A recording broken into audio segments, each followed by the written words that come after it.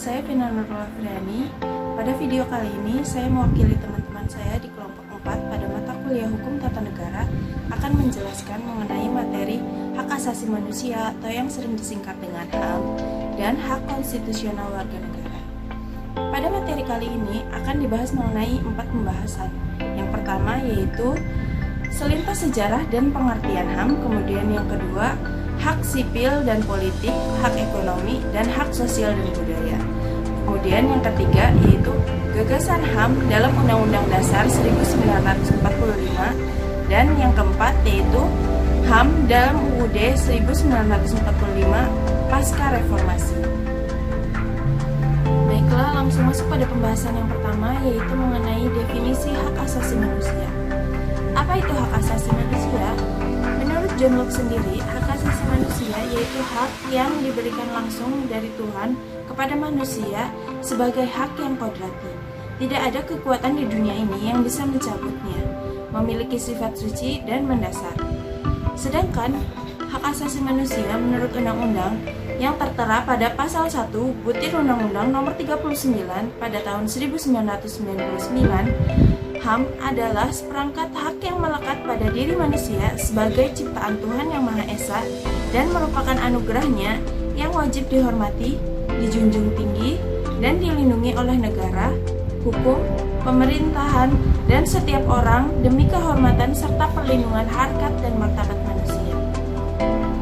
Dari dua pengertian tersebut dapat disimpulkan bahwa hak asasi manusia merupakan sebuah konsep hukum dan normatif yang menyatakan bahwa manusia memiliki hak yang melekat pada dirinya karena ia adalah seorang manusia yang diciptakan oleh Tuhan.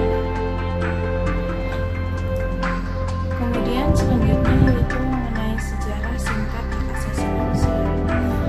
Seperti yang kita tahu, doktrin mengenai hak asasi manusia sekarang ini sudah diterima secara universal sebagai moral, political, legal framework, and as a guideline dalam membangun dunia yang lebih damai dan bebas dari ketakutan dan penindasan serta perlakuan tidak adil.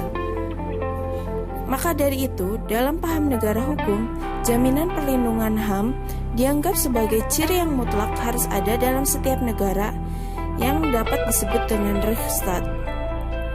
Bahkan dalam perkembangan selanjutnya, jaminan-jaminan hak asasi manusia juga diharuskan tercantum dengan tegas dalam Undang-Undang Dasar atau konstitusi tertulis pada negara demokrasi konstitusional. Namun, sebelum sampai ke tahap perkembangannya yang sekarang, baik yang dicantumkan dalam berbagai piagam maupun dalam naskah Undang-Undang Dasar di berbagai negara, ide hak asasi manusia itu sendiri telah memiliki riwayat yang sangat panjang. Perjuangan untuk mengukuhkan ide hak asasi manusia setelah dimulai sejak abad ke-13. Penandatanganan Magna Carta oleh Raja John Lackland dianggap sebagai permulaan sejarah perjuangan hak asasi manusia. Meskipun sebenarnya piagam ini belumlah merupakan perlindungan hak asasi manusia seperti yang dikenal sekarang. Karena dari segi isinya, Magna Carta hanya melindungi kepentingan kaum bangsawan dan gereja. Akan tetapi, apabila dilihat dari segi perjuangan hak-hak asasi manusia, Magna Carta setidak-tidaknya menurut orang Eropa diakui sebagai yang pertama dalam sejarah perjuangan hak asasi manusia seperti yang dikenal sekarang.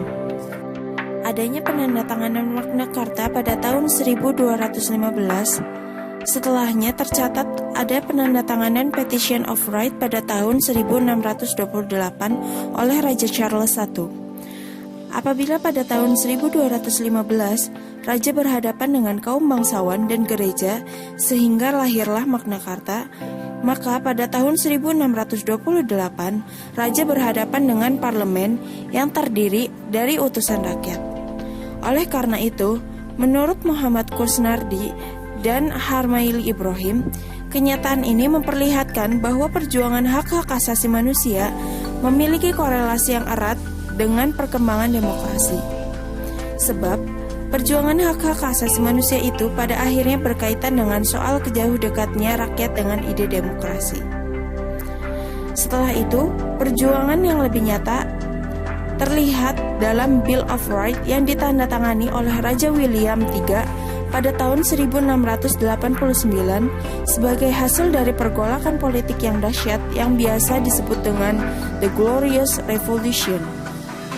Dalam perkembangan selanjutnya, gagasan mengenai hak-hak asasi manusia banyak dipengaruhi oleh pemikiran-pemikiran para sarjana seperti John Locke dan Jean-Jacques Rousseau. John Locke dikenal sebagai peletak dasar bagi teori Trias Politica Montesquieu bersama dengan Thomas Hobbes dan J.J. Rousseau. John Locke juga mengembangkan teori perjanjian masyarakat yang biasa dinisbatkan kepada Rousseau dengan istilah kontrak sosial. John Locke berpendapat bahwa manusia tidaklah secara absolut menyerahkan hak-hak individunya kepada penguasa. Hak-hak yang diserahkan menurutnya hanyalah hak-hak yang berkaitan dengan perjanjian negara semata, sedangkan hak-hak lainnya tetap berada pada masing-masing individu. Dasar pemikiran John Locke inilah yang di kemudian hari dijadikan landasan sebagai pengakuan hak-hak asasi manusia, sebagaimana yang kemudian terlihat dalam Declaration of Independence Amerika Serikat pada tanggal 4 Juli 1776 telah disetujui oleh Kongres yang mewakili 13 negara baru yang bersatu. Di Amerika Serikat, perjuangan hak-hak asasi manusia disebabkan oleh karena rakyat Amerika Serikat yang berasal dari Eropa sebagai imigran merasa tertindas oleh pemerintahan Inggris. Kejadian lain yang juga melatar belakangi perkembangan hak-hak asasi manusia adalah kemenangan demokrasi atas pemerintahan diktator dan fasis Jerman, Italia, dan Jepang pada Perang Dunia Kedua. Setelah Perang Dunia Kedua berakhir dengan kemenangan berada di pihak sekutu, maka melalui Perserikatan Bangsa-Bangsa atau sering disingkat dengan PBB, disepakatilah suatu Universal Declaration of Human Rights di Paris pada tahun 1948.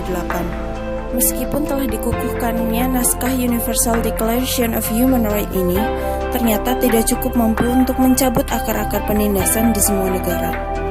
Oleh karenanya, tidaklah mengherankan apabila PBB terus berupaya untuk mencari beberapa landasan yuridis dengan maksud agar naskah tersebut dapat mengikat seluruh negara di dunia.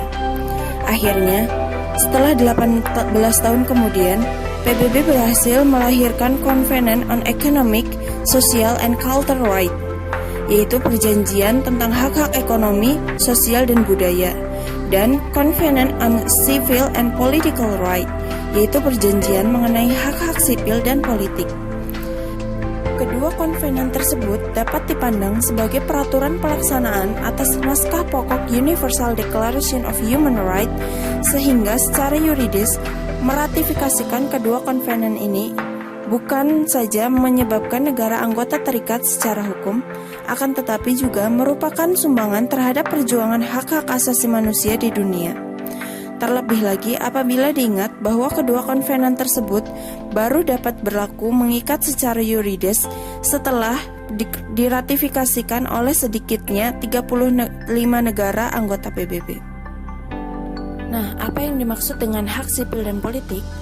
Menurut Ifdal Qasim dalam bukunya yang berjudul Hak Sipil dan Politik, beliau menyimpulkan bahwa hak-hak sipil dan politik adalah hak yang bersumber dari martabat dan melekat pada setiap manusia yang dijamin dan dihormati keberadaannya oleh negara agar manusia bebas menikmati hak-hak dan kebebasannya dalam bidang sipil dan politik yang pemenuhnya menjadi tanggung jawab negara. Nah, apa saja hak sipil dan politik itu? Yang pertama yaitu hak hidup. Yang kedua yaitu hak bebas dari penyiksaan dan perlakuan tidak manusiawi. Kemudian yang ketiga ada hak bebas dari perbudakan dan kerja paksa. Yang keempat yaitu hak atas kebebasan dan keamanan pribadi. Yang kelima yaitu hak atas kebebasan bergerak dan berpindah. Yang keenam, hak atas perlakuan yang sama di hadapan hukum. Yang ketujuh yaitu hak untuk bebas berpikir, berkeyakinan, beragama. Dan 8 yaitu hak untuk berpendapat dan berekspresi. Yang ke-9 yaitu hak untuk berkumpul dan berserikat. Dan yang ke-10 ada hak untuk turut serta dalam pemerintahan. Nah, apa perbedaan antara hak sipil dan politik?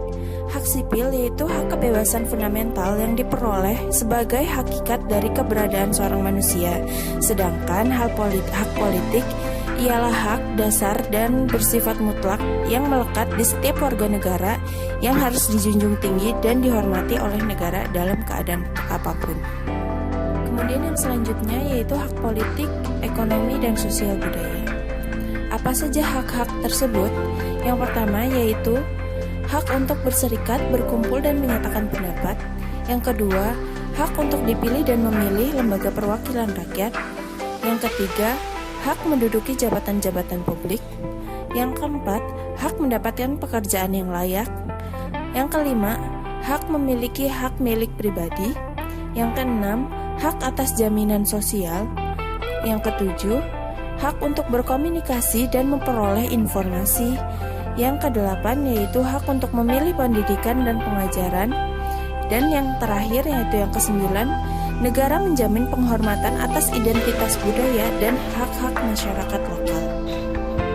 Nah, masuk pada pembahasan yang selanjutnya yaitu mengenai gagasan HAM dalam Undang-Undang 1945. Pada rancangan naskah Undang-Undang Dasar 1945 yang dibahas dalam sidang PPU-PKI tidak membuat sama sekali ketentuan mengenai hak asasi manusia. Karena para penyusun rancangan Undang-Undang Dasar sependapat bahwa Undang-Undang Dasar yang disusun haruslah berdasarkan asas kekeluargaan, yaitu asas yang sama sekali menentang paham liberalisme dan individualisme. Hal ini menimbulkan pertanyaan dari para anggota.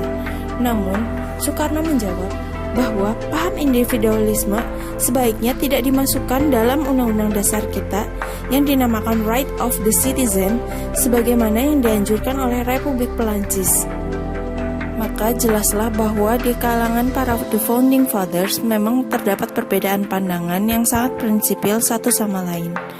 Karenanya, sebagai komprominya, ketentuan Undang-Undang Dasar 1945 yang berkenaan dengan hak asasi manusia dapat dikatakan hanya memuat secara terbatas yaitu sebanyak 7 pasal saja. Meskipun pada awalnya hanya 7 pasal saja yang memuat mengenai hak asasi manusia pada Undang-Undang Dasar 1945, sekarang telah bertambah secara signifikan sehingga perumusannya menjadi sangat lengkap. Dan dengan disahkannya perubahan kedua Undang-Undang Dasar 1945 pada tahun 2000, apabila materinya digabung dengan berbagai ketentuan yang terdapat dalam undang-undang yang berkenaan dengan HAM, maka keseluruhan norma hukum menjadi hak asasi manusia itu terbagi menjadi beberapa kelompok. Yang pertama, yaitu kelompok ketentuan yang menyangkut hak-hak sipil. Yang kedua, kelompok hak-hak politik, ekonomi, sosial, dan budaya. Yang ketiga, kelompok hak-hak khusus dan hak atas pembangunan. Dan yang keempat yaitu kelompok yang mengatur mengenai tanggung jawab negara dan kewajiban hak asasi manusia. Dari kelompok-kelompok tersebut, ada hak-hak yang termasuk kategori hak asasi manusia yang berlaku bagi semua orang yang tinggal dan berada di dalam wilayah hukum Republik Indonesia. Ada pula yang merupakan hak warga negara yang berlaku hanya bagi warga negara Republik Indonesia. Hak-hak untuk kebebasan tersebut ada yang tercantum dalam Undang-Undang Dasar 1945 dan ada pula yang tercantum hanya dalam undang-undang tetapi memiliki kualitas yang sama pentingnya secara konstitusional sehingga dapat disebut memiliki constitutional importance yang sama dengan disebut eksplisit dalam UUD 1945. Ada pula kewajiban dan tanggung jawab negara untuk menjamin agar semua ketentuan tentang hak-hak dan kebebasan asasi manusia ataupun hak dan kebebasan warga negara seperti di atas dihormati dan dipenuhi dengan sebaik-baiknya. Sebaliknya, setiap warga negara juga wajib memenuhi tanggung jawabnya untuk menghormati dan mematuhi segala yang berkaitan dengan kewenangan konstitusional setiap organ negara yang menjalankan fungsi-fungsi kekuasaan negara menurut Undang-Undang Dasar dan peraturan perundang-undangan yang berlaku. Artinya, antara dimensi hak dan kewajiban warga negara dan negara itu saling timbal balik. Demikianlah yang dapat saya sampaikan mengenai materi hak asasi manusia dan hak konstitusi